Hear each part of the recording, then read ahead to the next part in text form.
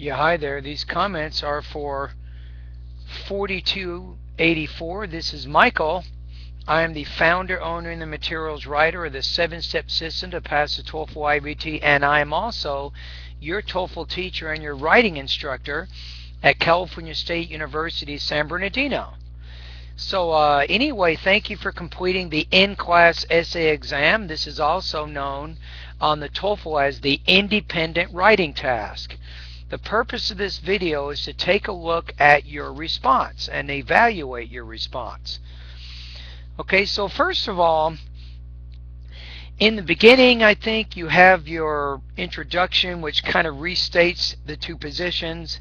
And then you have, in my opinion, I've always believed that winners, both in career or in life, are hard workers with positive attitudes. So you have your thesis. Now, the only problem is you get to the next paragraph, you say, on the other hand, I agree that, not with. I agree that practice makes perfect. So you want to use a noun clause connector, to introduce that subject and that verb there. But on the other hand, it confuses me a little bit because it isn't really the opposite of what you're saying. You're basically agreeing with that statement. So that was a little bit confusing for me there, but I did like the example that you gave, the example of young son.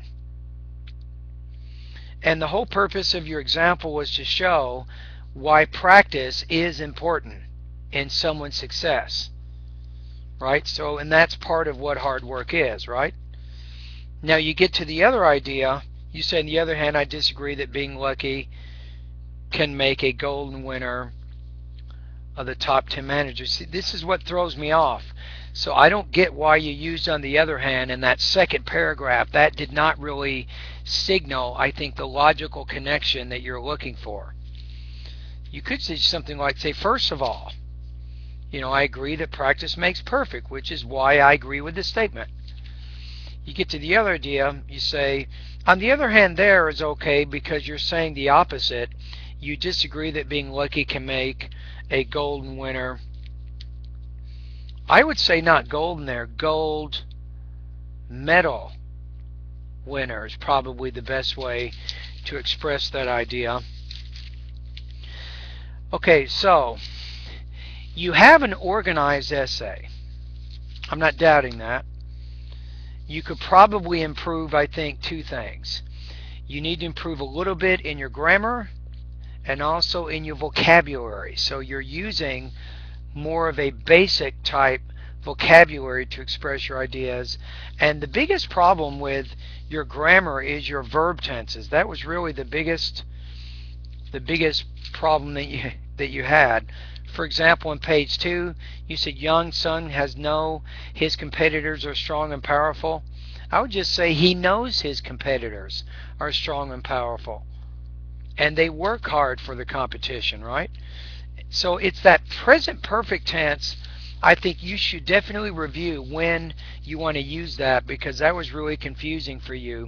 You say in another sentence, to be specific, Cao Fu Li, who has known as, I would say passive, who is known as the most powerful man to influence the economy of China. So anyway, so to make a long story short, you have a pretty good organization, I think. You have some good details, but some of your language problems, either vocabulary or grammar, and with your grammar, it's particularly your verb tenses, they're getting in the way, making it difficult to understand your ideas. Okay, so your score here is, I gave you 83 out of 102, or 81 points, a B minus on the writing assignment. Now, for TOEFL purposes, let me take a look at the rubrics. I can tell you how you would score on the TOEFL.